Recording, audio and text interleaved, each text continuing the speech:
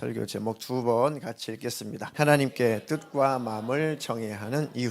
하나님께 뜻과 마음을 정해야 하는 이유. 오늘 살펴볼 본문은 요한계시록 2장 18절로 25절입니다. 본문을 대독하겠습니다. 두아디라 교회에게 사자에게 편지하라. 그 눈이 불꽃 같고 그 발이 빛난 주석과 같은 하나님의 아들이 이르시되 내가 내 사업과 사랑과 믿음과 섬김과 인내를 나누니 내 나중 행위가 처음 것보다 많도다. 그러나 내게 책망할 일이 있노라. 자칭 선지자라 하는 여자 이세벨을 내가 용납함이니 그가 내 종들을 가르쳐 꿰어 행음하게 하고 우상의 제물을 먹게 하는도다. 또 내가 그에게 회개할 기회를 주었으되 자기의 음행을 회개하고자 하지 아니하는도다. 볼지어다 내가 그를 침상에 던질 터이요 또 그와 더불어 간음하는 자들도 만일 그의 행위를 회개하지 아니하면 큰 환난 가운데에 던지고 또 내가 사망으로 그의 자녀를 죽이리니 모든 교회가 나는 사람의 뜻과 마음을 살피는 자인 줄 알지라. 내가 너희 각 사람의 행위대로 갚아주리라. 두아디라에 남아있어 이 교훈을 받지 아니하고 소위 사탄의 기쁜 것을 알지 못하는 너희에게 말하노니 다른 짐으로 너희에게 지울 것은 없노라. 다만 너희에게 있는 것을 내가 올 때까지 굳게 잡으라. 아멘. 아멘. 아멘.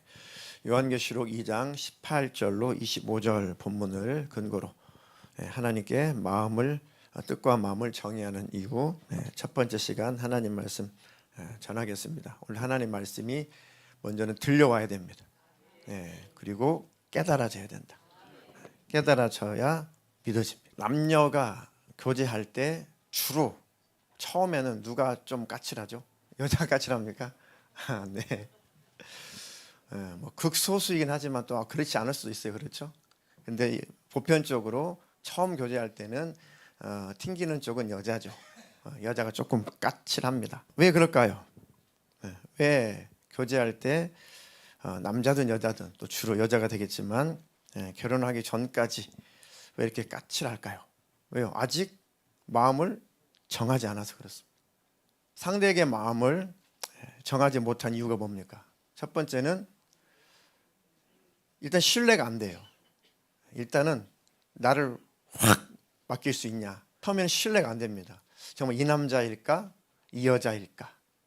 정말 계속 교제를 해야 되나? 또는 결혼을 해야 되나?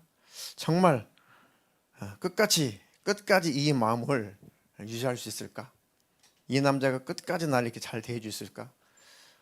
이런 말이 있던데 잡아놓은 물고기에는 먹이를 주지 않는다고? 이런 말들도 친구들이 하던데 먼저 결혼한 친구들이 심각하게 얘기하던데 그러니까 별의별 생각이 다 하죠. 근데 그 정도 생각한다는 것은 일단 마음을 웬만큼 뺏겨서 그런 거예요. 웬만큼 마음이 갔으니까 그 생각을 하는 거죠. 그런 사람들 거의 결혼합니다. 이미 마음이 갔어 가. 그러니까 그런 고민을 하는 거죠. 그렇지도 않으면 그런 고민도 하지 않습니다. 자, 신뢰가 되지 않아서 마음을 정하지 못한다. 두 번째는 참 이 남자 괜찮은데 참 이 여자 괜찮은데 또 이 조금 조건이 안 맞아요. 참 마음은 알겠어. 참 마음은 알겠는데 또 이것이 부족하고 또 이것도 부족하고 또 이건 좋은데 또 이건 아닌 것 같고 하면서 이렇게 소위 요즘 말로 이 간을 보죠. 그런 시기가 있습니다. 그때까지는 남자가 까칠하고 주로 여자가 까칠합니다. 그리고 언제든지 그만둘 것처럼 언제든지 헤어질 것처럼 그렇게 말을 하죠. 그런데 일단 여자가 딱 남자의 마음을 알고 그 남자의 마음을 딱 경험하고 그 남자에 대해서 신뢰를 하게 되면 그동안 따졌던 조건들은 그렇게 크게 여겨지질 않죠. 그래 뭐 그런 거야. 남자가 조금 능력이 부족해? 내가 더 벌면 되지. 왜요? 마음을 정하니까 다른 것은 아무 문제가 안 되더라는 거죠. 아무 문제가. 왜 우리가 하나님 앞에 집중하지 못할까? 우리가 하나님 앞에 예배할까 말까? 또 이 주님의 일에 봉사할까 말까? 열심히 낼까 말까? 하늘빛 사랑교회에서 한번 하나님 나라가 완성되는 일에 그 일에 한번 힘써 동참해 볼까 말까? 마음을 정하지 못해서 그렇습니다. 이때가 제일 힘들어요. 이때가 제일 은혜도 안 되고 은혜를 받는 것 같아도 그냥 흘러가 버리고 마음을 정하지 못할 때가 제일 신앙생활 힘듭니다. 저도 초신자 때 그랬거든요. 정말 힘들더라고요. 정말 그 하나님을 정말 내가 신뢰할 수 있냐, 그 하나님을 정말 믿을 수 있냐, 그리고 정말 그 하나님께 나를 완전히 맡길 수 있냐, 참 하나님은 정말 나를 알고 계시기는 하냐, 사랑이시냐. 그러니까 참 교회 갈 때마다 싸워요. 마음속으로 오늘 교회 갈까 말까, 오늘 한지붕 세 가족 봐야 되는데 순돌이 나오는 거 꼭 그 시간에 한지붕 세 가족 하잖아요. 청년들 잘 모를 건데, 그러니까 재미있는 그 드라마가, 아침 드라마가 주일날 오전에 꼭 교회 갈 시간에 한다고. 그러니까 이게 지금 생각 유치하지만 갈등인 거예요. 오늘 순돌이 봐야 되는데, 한지붕 세 가족 봐야 되는데, 교회에 가야 되는데, 이게 참 힘들어요. 근데 나중에 마음을 성령 받고 마음 딱 정하니까 아무것도 힘 안 들어요. 순돌이는 재방송 보면 되니까, 나중에 보면 되니까, 그게 전혀 고민할 것이 아닙니다. 그리고 마음을 딱 정하고 나는 복음 전하며 살아야지, 나는 주님 일하며 살아야지, 거기까지 딱 가니까 뭐 부러울 게 하나도 없어지는 거죠. 어떤 하나님이 나를 어떻게 해줄 것이다, 앞으로 내가 목회를 할 건데 성도 어떻게 보내줄 거다, 전혀 계산이 안 되는 거예요. 그냥 시골에 있는 할아버지 할머니들 모여 계셔서 막 그 찬양하고 하나님 말씀 듣고, 그 자체가 그냥 목회를 해야 될 이유고, 그 자체가 그냥 하나님의 일을 해야 될 그냥 이유예요. 그냥 다른 게 없어요. 그게 다른 조건을 달지 않아요. 그게 바로 하나님을 만나면 우리가 그렇게 되더라고요. 그게 처음 사랑의 행위가 그렇습니다. 그게 하나님 앞에 순전한 마음이죠. 그게 정결한 마음이고 정한 마음입니다. 그게 뜻과 마음을 딱 정해 보십시오. 그러면 정말 평강이 오고 삶이 평안하고 또 사람과의 관계도 화평합니다. 화목합니다. 그리고 참 부러울 게 없습니다. 열심히 인생을 살아야지만 막 부러워가지고 비교의식 때문에 막 힘들어하지 않습니다. 그 하나님께 뜻과 마음을 한번 확 정해 보십시오. 하나님 우리께 결혼하고 싶대잖아요. 호세아에게 내가 너희와 결혼할 거야. 하나님이 이렇게 우리와 친밀하기를 원하십니다. 근데 친히 하나님이 성령 우리 안에 오셔서 우리 결혼하신 겁니다. 그래서 우리를 신부라고 하는 것입니다. 우리는 예수님께 신랑 되신 예수님이라고 하는 것이고, 예수님과 결혼까지 했으면서도 뜻과 마음을 정하지 못했다, 이거를 음녀라고 하는 거예요. 마음이 다른 데 있어. 이미 결혼했어. 근데 마음이 다른 데 있어. 이걸 성경에 말하는 음녀, 간음한 여인, 간음한 자라는 것입니다. 하나님은 뜻과 마음을 살피시는 분이에요. 그것을 꼭 기억하십시오. 하나님은 뜻과 마음을 늘 살펴본다. 남편이 아내의 뜻과 마음을 살펴보는 것처럼, 아내가 남편의 뜻과 마음을 살펴보는 것처럼, 하나님과 우리는 결혼한 관계다. 그래서 우리를 향하신 하나님의 뜻과 마음은 변하진 않습니다. 영원히 변하지 않아요. 우리가 변질되어서 지옥은 갈 수 있지만 절대 하나님께서 우리를 향한 그 사랑은 변질되지 않는다. 변하지 않는다. 그럼 우리만 움직이지 않으면 됩니다. 우리만 뜻을 정하고 마음을 정하면 되는 것이죠. 하나님께 마음을 정하지 못한 이유, 그 하나님의 마음을 뜨겁게 만나지 못해서 그럴 수 있습니다. 처음에 하나님의 마음을, 십자가에서 예수님 나 때문에 피 흘려 죽으셨다고? 왜? 내가 뭐 얼마나 잘못했다고? 도대체 그 마음이 뭘까? 나를 사랑하신다는 게 뭘까? 처음에 그 하나님의 마음을 경험하기 전까지는 답답하죠. 근데 성령으로 말미암아 하나님의 마음이 우리 안에 확 부어질 때, 이야, 하나님은 정말 사랑이시구나. 정말 하나님은 나를 지키시는 분이시고 끝까지 나를 책임지시겠구나. 이런 하나님이시라면 내가 믿을 만하다. 이런 하나님의 마음이라면 내가 신뢰할 만하다. 이렇게 나를 책임지시고 이렇게 나를 사랑하시는 분이라면 나를 전적으로 맡길 만하다. 그 뜻과 마음을 딱 정하게 되면 마음에 평강이 있습니다.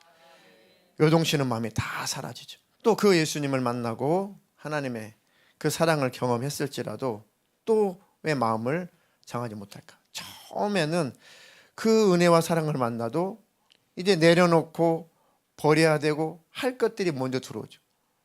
저 같은 건 처음에 교회를 가고 성령 받고 나서 딱 걸리는 게 재산 문제였습니다. 딱 재산 문제.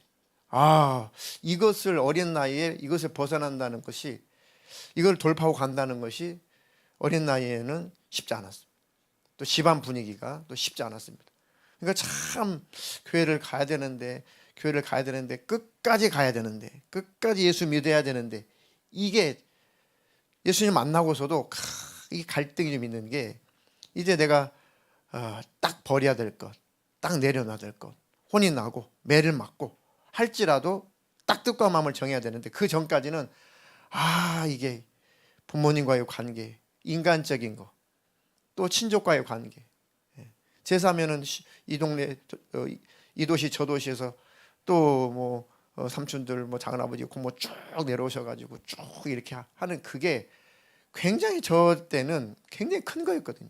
이 모든 것을 관계를 깨버린다. 저는 안 해요. 이렇게 할 수 있다. 그때의 믿음으로는 굉장히 힘이 들었거든요. 굉장히 갈등이 되죠. 그럼 나중에 갈까 교회를?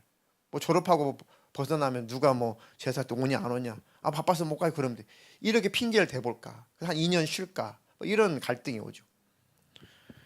그런데 하나님의 은혜로 그냥 마음을 딱 정하니까 그냥 좀 맞고 말지 뭐. 욕 좀 먹고 말지 뭐. 뭐 쫓아내기시겠어 뭐. 딱 마음을 딱 정했거든요. 그랬더니 의외로 호랭이 같은 아버지가 아무 말씀 안 하시더라고요. 그냥 아이고 너 교회 미쳤냐? 네 마음대로 해라. 딱 그러고 끝나셨어요. 오히려 고모들이 내려오고 도시에서 삼촌들이 내려오고 하면은 그래 장손인데 성우는 어디 갔어요? 하면은 우리 아버지가 딱 컵을 쳐줬어요. 그냥 걔는 그냥 교회 다닌대. 그냥 우리끼리 하지 뭐. 딱 컵을 쳐주시니까 그 다음부터는 그래도 아버지가 대장이니까 아무 말 못했죠. 자 그렇게 마음을 딱 정하니까 어둠의 편에서도 더 이상 해볼 수가 없는 겁니다. 그렇게 마음을 정하십시오. 뜻을 정하십시오. 물론 뭐 뺨을 맞을 수 있었고 뭐 매를 맞을 수 있고 잠시 너 집 나가 뭐 그런 일도 있었겠죠. 하지만 마음을 정하고 뜻을 정하면 그 관계도 하나님이 해결합니다. 감정으로 싸우지 않으면, 가족과 감정으로 싸우지 않으면 하나님이 다 해결하십니다. 감정 처리만 잘 하시면 되죠. 그러니 두 마음을 품지 말고 마음을 확 정하십시오. 두 마음을 품었다는 것은 뭡니까? 마음이 나누어졌다는 거죠. 두 마음을 품었다는 것은 마음이 두 개로 나눠졌다. 두 개로 마음이 나눠졌다. 마음은 하나인데 두 개로 나눠졌다. 하나님은 한 마음에만 계십니다. 근데 마음이 쪼개졌어요. 나눠졌다는 것은 마음이 쪼개진 거죠. 사람이 쪼개지면 죽은 거죠. 짐승이 쪼개지면 죽은 거죠. 사람의 마음이 쪼개진 것은 죽은 마음입니다. 죽은 마음에는 살아계신 하나님을 모실 수가 없습니다. 그래서 그렇게 하나님은 마음 쪼개지는 것을 그렇게 싫어하는 겁니다. 내가 갈 곳이 없다. 내가 네 안에 거야 되는데 네 마음이 쪼개져 가지고 내가 있을 곳이 없어. 그게 바로 마음이 나눠졌다는 것입니다. 나눠진 마음은 쪼개진 마음, 쪼개진 마음은 죽은 마음, 죽은 마음 속에는 살아계신 하나님이 가실 수 없다. 그러니까 마음을 돌이켜라. 내가 문을 두드린다. 그 문을 열어라. 그럼 내가 들어가서 너와 더불어 내가 살겠다. 먹고 마시겠다. 끝까지 하나님은 우리 마음 밖에서 두드리고 계시는 겁니다. 그러니까 여십시오. 그리고 뜻을 정하시고 마음을 정하십시오. 그런 복된 일이 있을 겁니다. 야고보서 1장 6절로 8절 읽겠습니다. 오직 믿음으로 구하고 조금도 의심하지 말라. 의심하는 자는 마치 바람에 밀려 요동하는 바닷물결 같으니 이런 사람은 무엇이든지 주께 얻기를 생각하지 말라. 두 마음을 품어 모든 일에 정함이 없는 자로다. 아멘. 두 마음을 품어 모든 일에 정함이 없는 자. 이런 사람들 무엇을 주님께로 얻기를 생각하지 말라. 그러니까 마음이 쪼개지는 것은 죽은 마음인 거죠. 그 속에 주님은 일하시거나 역사하실 수 없는 것입니다. 주시려면 주시고 말라면 마십시오. 응답 되겠습니까? 응답 안 되는 겁니다. 확실하게 하나님의 믿음으로 구하십시오. 그것이 하나님의 뜻과 맞으면 응답이 되는 것이고 그 뜻이 하나님과 일치가 되지 않으면 다른 것으로 응답하실 것이고 하나님 응답하지 않는 것은 하나님께서 그것이 합당하지 않으니까 응답 안 하실 것이고 꼭 하나님을 신뢰하고 한 마음을 품어 기도하십시오. 그러면 하나님께서는 어찌하든 하나님 반드시 일하시고 역사하실 것입니다. 그것을 하나님께서 계속 요구하시고 네 생각이 어디 있어? 네 뜻이 어디 있어? 네 마음이 어디 있어? 네 마음은 왜 드라마에 뺏겼어? 네 마음은 왜 시리즈 영화에 뺏겼어? 네 마음은 왜 세상에 뺏겼어? 네 마음은 왜 여자에 뺏겼어? 네 마음은 왜 남자에 뺏겼어? 네 마음은 왜 돈에 뺏겼어? 네 마음은 왜 일에 집착해? 일 열심히 하지만 일도 중독이 되면 안 됩니다. 말씀드렸죠? 열심히 일하되 주님과 멀어질 만큼은 하지 마라. 돈을 열심히 벌되 주님을 떠날 만큼, 주님과 멀어질 만큼 하지 마라. 그런 분들 기도하다가 몇 분 계시는데 제가 참 고민입니다. 참 고민입니다. 그렇게 흘러 떠나려 가겠다. 큰일이다. 제가 기도하면서 전화할 겁니다. 더 이상 흘러가면 안 됩니다. 더 이상 멀어지면 안 됩니다. 마지노선이라는 것이 있습니다. 마음을 지키는 것도 마지노선이라는 것이 있어요. 딱 벗어나게 되면 이제는 돌이킬 수 없도록 원수가 확 지배를 합니다. 그 전에 하나님은 한번 징계를 하시겠죠. 징계를 하십니다. 너 그거 붙잡다가 생각 뺏기고 마음 뺏기고 나 떠나면 너 그거 움켜쥐고 뭐 할 거냐. 끝내는 네 영혼 멸망이. 너 지옥 가. 그러니까 그거 놓을지라도 너는 나를 붙잡아야 돼. 하나님께서 너 그거 놔버리고 너는 나를 잡아. 나를 잡으면 그것도 있을 거야. 네가 그것 때문에 나를 내게 마음과 뜻을 정하지 못하냐? 이 땅을 놔. 근데 그 사람은 아니요. 그거 주시면 그거 제가 손에 쥐면 그때 열심히 할게요. 절대 하나님은 그렇지 않습니다. 절대 그렇지 않아요. 아니, 하나님은 마음과 중심이 먼저입니다. 아니, 네가 먼저 마음을 내게로 향해. 그러면 그것도 내가 줄 거야. 물론 조건을 달면 안 되죠. 이거 놓으면 줄 거야. 이 마음까지도, 이 중심까지도 하나님은 다 알고 계십니다. 그 정결한 마음이고 순전한 마음이어야 돼요. 그렇지 않으면 하나님께서 계속해서 징계를 하시죠. 징계를 해도 깨닫지 못하고 끝까지 고집을 부리면, 고집은 교만에서 오는 거거든요. 끝까지 고집 부리고 끝까지 교만을 떨면 하나님께서 그럼 놔버리는 겁니다. 더 이상 너는 돌이키지 않겠구나. 더 이상 너는 회개하지 않겠구나. 너는 완전히 내 마음에서 완전히 너는 멀어졌구나. 그러면 그때는 하나님도 버리는 겁니다. 자, 오늘 대독해 주셨던 두아디라 교회. 두아디라 교회가 정말 하나님을 잘 섬겼습니다. 주님을 잘 섬겼습니다. 그런데 마음이 나누어진 것을 하나님께서 보신 겁니다. 너 참 너의 사업, 주님을 위한 일, 사랑하는 것, 믿음, 섬김, 인내, 네 나중 행위가 처음 것보다 참 풍성하다. 너 나한테 참 열심히 잘하는구나. 근데 네 마음은 간음이야. 네 마음은 간음하고 있어. 네 마음은 세상과 나눠져 버렸어. 하나님 이걸 제일 싫어하는 것이죠. 여자 이세벨 용납한다. 이거는 구약을 알아야겠죠. 이 이세벨이라는 이 왕비가, 그 왕이 아합이죠. 가장 악했던 왕이 아합, 그 부인 이세벨이죠. 이때가 가장 우상 숭배가 심했어요. 다시 말하면 온갖 잡다한 신들을 많이 섬겼을 때고 하나님을 섬기지 않았을 때입니다. 그리고 바알 신, 아세라 신을 갖다 놓고 하나님 이상으로 열심을 해서 섬겼을 때입니다. 여기에 미혹당해가지고 이스라엘 백성들이 다 그에 동조해서 바알이야 바알이야 하면서 그 신들에게 절하고 그 신들을 섬겼습니다. 그러니까 마음이 하나님께로부터 나누는 거죠. 그래서 하나님을 안 믿냐? 안 믿는 것도 아니에요. 하나님을 섬기지 않느냐? 그것도 아닙니다. 하나님도 믿고 하나님 여호와 하나님도 섬기겠지만 진짜 마음의 중심은 바알 신을 더 두는 거죠. 왜? 바알 신은 풍요의 신이에요. 돈의 신입니다. 출세의 신, 농사의 신, 잘 먹고 잘 살게 해주는 부요의 신이란 말이죠. 그것이 목적이다 보니 마음이 쫙 나눠져 있죠. 그걸 말하는 겁니다. 내 마음이 나눠져 있구나. 두아디라 교회 교인들아, 너희들의 마음이 나눠져 있구나. 빨리 회개해라. 빨리 회개해라. 그에게 회개할 기회를 주었으되 자기의 음행을 회개하고자 하지 아니하는도다. 그럼 어떻게 돼요? 회개를 안 한다고? 끝까지 고집 부린다고? 봐라, 내가 그를 침상에 던질 거다. 침상에 던진다는 거 뭡니까? 침상에 던진다. 병이 온다는데 병. 왜 침상에서 알아요? 병돼서 아는 거죠. 물론 모든 질병이 다 징계고 모든 질병이 다 죄소고 뭐 그런 의미는 아니지만 하나님께서 징계를 하시고 그 회개할 기회를 주고 또 기회를 주어도 돌이키지 않고 회개하지 않을 때는 징계의 방법 중에 하나로 하나님이 침상에 던진다는 겁니다. 병을 하나님 허락한다는 겁니다. 병들어라 저주하는 게 아니라 그걸 허락하는 겁니다. 그것은 그 속에서 자기 고집, 아집, 자 다 내리고 버릴 건 버리고 그렇구나. 아무것도 아니구나. 건강 잃고 나니까 죽음 앞에서 아무것도 아니구나.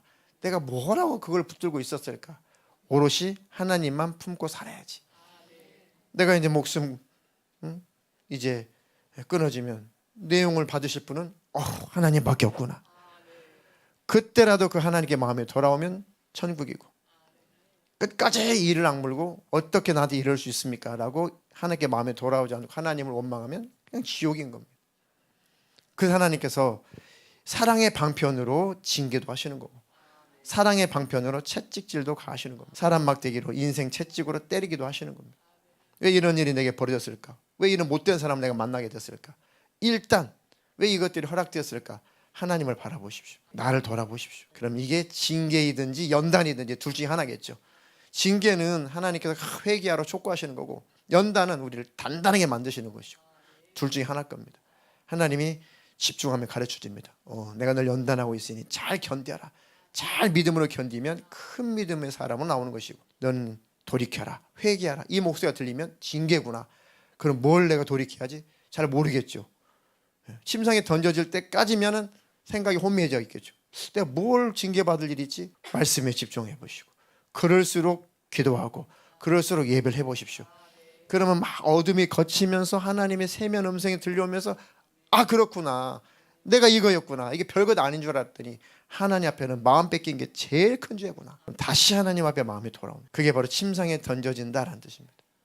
간음한 자, 마음이 하나님 앞에서 짝 나눠진 자. 죽은 마음은 하나님이 살리시려고 징계하시는 거예요. 육신은 죽어도 영혼은 살리시려는 거죠. 아멘이십니까? 그러나 지혜로운 자는 그 전에 무릎을 꿇으면 돼요. 그 전에 징계가 오기 전에 하나님 앞에 무릎을 꿇으면 됩니다. 자백하고 고백하면 됩니다. 그러면 그 징계는 지나갑니다. 구약에 수도 없이 하나님께서 멸망시킬 거야. 내가 징계할 거야. 내가 벌할 거야. 자꾸 선지자를 통해서 말씀하시는 것은 안 하고 싶어서 그런 거예요. 내가 징계는 안 하고 싶은데 채찍질은 안 하고 싶은데 제발 내가 이렇게 선지자를 통해서 너희에게 멸망할 거다. 너희들 저주받을 거다. 징계할 거다. 라고 하는 것은 내가 안 하고 싶어. 내 본심 안 하고 싶으니까 제발 선지자의 말을 듣고 좀 마음을 좀 돌이켜라.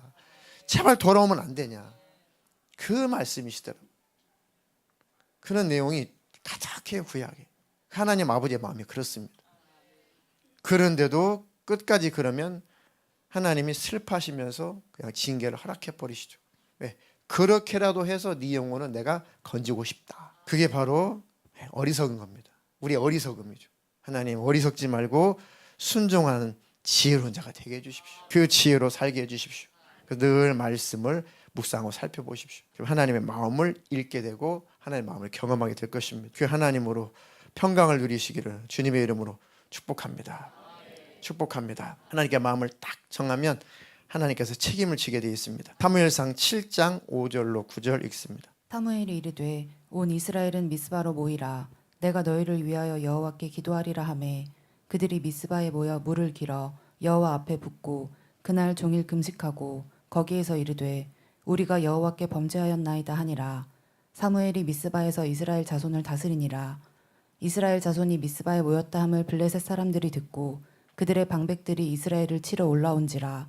이스라엘 자손들이 듣고 블레셋 사람들을 두려워하여 이스라엘 자손이 사무엘에게 이르되 당신은 우리를 위하여 우리 하나님 여호와께 쉬지 말고 부르짖어 우리를 블레셋 사람들의 손에서 구원하시게 하소서 하니 사무엘이 젖먹는 어린 양 하나를 가져다가 온전한 번제를 여호와께 드리고 이스라엘을 위하여 여호와께 부르짖음에 여호와께서 응답하셨더라. 사무엘 선지자가 활동할 시기면은 이제 사사 시대가 다 끝나고 이제 왕을 세우기 전에 이제 사무엘이 선지자이면서 사사로 활동을 할 때죠. 선지자가 활동할 때는 타락이 극심할 때입니다. 항상 하나님의 음성이 잘 안 들릴 때, 엘리 제사장마저도 그 대제사장마저도 타락해서 하나님 음성이 잘 안 들리고 하나님께서 경고할지라도 돌이킬 마음이 없을 때, 엘리 제사장에게 하나님께서 계속 경고했거든요. 그래도 듣고도 알고도 엘리 제사장은 마음을 이렇게 돌이키지 않았습니다. 그러니까 이제 폐위되고 사무엘을 하나님께서 준비를 시키신 거죠. 사무엘이 한참 활동할 때가 역시 하나님께 영적으로 간음할 때입니다. 다른 신을 섬기고 하나님을 떠나고. 저 블레셋, 지금 팔레스타인이죠. 그 블레셋에서 섬기는 다곤신이라든지 이런 우상들을 막 다 섬기고, 그러니까 하나님께서 막 진노를 하시죠. 그래서 하나님께서 야, 내가 너희를 얼마나 더 참아줘야 되냐, 얼마나 너희들과 함께 했어야 되냐. 그 딱 전쟁이 벌어졌는데 하나님께서 딱 손을 놔버렸습니다. 그랬더니 이 블레셋 사람들이 뭘 뺏어가요? 법궤를 뺏어가 버려요. 자, 이스라엘 백성들에게 법궤를 뺏겼다는 것은 뭘 뺏긴 거예요? 하나님을 뺏긴 겁니다. 이건 있을 수 없는 일이거든요. 절대 하나님은 그 법궤를 손도 대지 못하도록, 그 법궤를 특히 이방인 사람들이 그 법궤를 근처도 오지 못하게 했는데 그 법궤가 이방 나라로 옮겨져 버렸다? 하나님이 떠나버렸구나. 하나님이 우리 편이 아니구나. 큰일 났다. 부들부들 떨 때죠.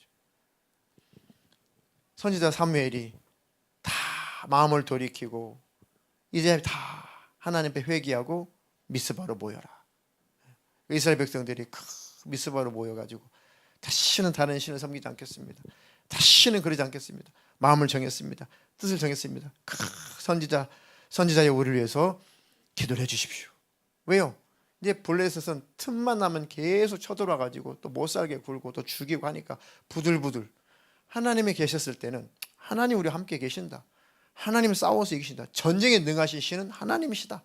블레셋 그까지 쳐들어와도 우리는 하나님이 보호하셔서 다 이길 수 있다. 그랬었는데 하나님 향해서 마음이 떠나니까 자신이 없죠. 그러니까 부들부들. 하나님과 멀어지면 두려운 겁니다. 하나님과 멀어지면 마음이 어떻게 정할 수가 없어요. 힘들죠. 그들이 부들부들 떨면서 선지자에게 우리를 위해서 기도해 주십시오. 저 블레셋이 쳐들어오면은 우리는 끝장입니다. 여호와께 부르짖어 기도해 주십시오. 그러니까 사무엘이 걱정하지 마라. 어린 양을 갖다가 번제로 하나님께 드리면서 이스라엘 위해서 간절히 부르짖어 기도하죠. 하나님 도와주십시오. 이 민족을 지켜주십시오. 이렇게 하나님을 의지하며 이렇게 두려워 떨고 있습니다. 하나님 지켜주십시오. 하나님께서 들으시고 응답을 해주시죠. 그러니까 이스라엘 백성들의 마음이 하나님께로 다 다시 돌아옵니다. 하나님만 섬기겠습니다. 뜻과 마음을 하나님께로 정했습니다. 그러니까 하나님께서 증거를 보여주시죠. 그 뒤로 사무엘상 7장 10절로 12절 그 뒤로 읽겠습니다.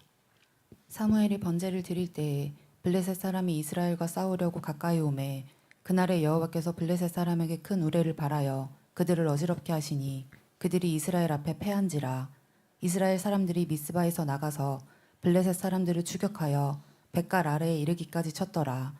사무엘이 돌을 취하여 미스바와 센 사이에 세워 이르되 여호와께서 여기까지 우리를 도우셨다 하고 그 이름을 에베네셀이라 하니라. 아멘. 에베네셀이라 하니라. 하나님이 우리를 도우셨다. 도우시는 하나님이라는 뜻이죠. 자, 그렇게 미스바에 모여가지고 하나님께 번제를 드리고 있어요. 이게 예배를 하고 있는 거죠. 그리고 하나님께 마음을 뜻을 딱 정한 것이죠. 그런 상황인데도 위기가 닥쳐요. 하나님께 마음이 돌아왔습니다. 이제 하나님만 전적으로 예배합니다. 하나님께 뜻과 마음을 정했습니다. 그런 상황인데도 지금 위기가 닥쳐온 거죠. 그러면 절대 걱정하지 마라. 하나님께로 마음을 돌이켰고 하나님 안에 있어서 찾아온 위기라면 걱정하지 마라. 그리고 끝까지 하나님을 지지해봐라. 그래, 하나님은 그거 처리하신다. 그것을 하나님이 증명해 주시는 겁니다. 번제를 드린다는 예배하는 겁니까? 회개하고 있는 거잖아요. 하나님을 지금 붙잡고 있는 거잖아요.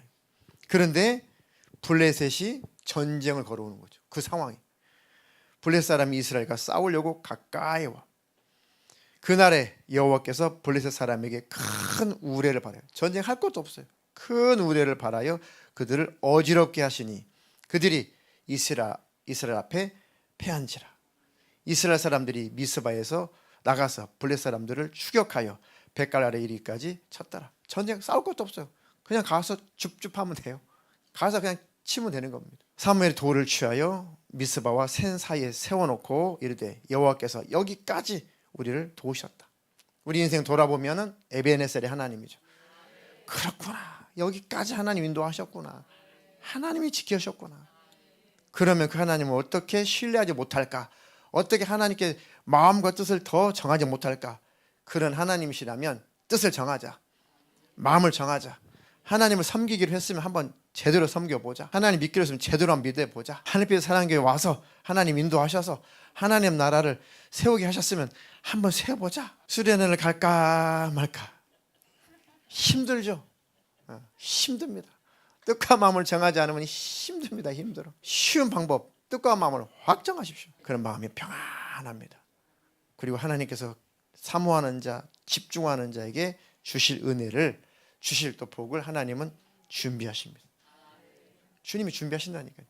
주님은 이른 비도 준비하시고 늦은 비도 준비하신다잖아요. 때에 따라서 은혜를, 필요한 은혜를 준비하신다잖아요. 그 하나님을 사모하고 기대하십시오. 말씀을 오늘 듣고 내 말씀 은혜 받아야지. 그러신 분들은 설교가 시원찮아도 다 은혜를 받잖아요. 수련회도 마찬가지입니다. 그래, 내가 마음을 집중해서 한번 하나님과 뜨겁게 교제 한번 해봐야겠다.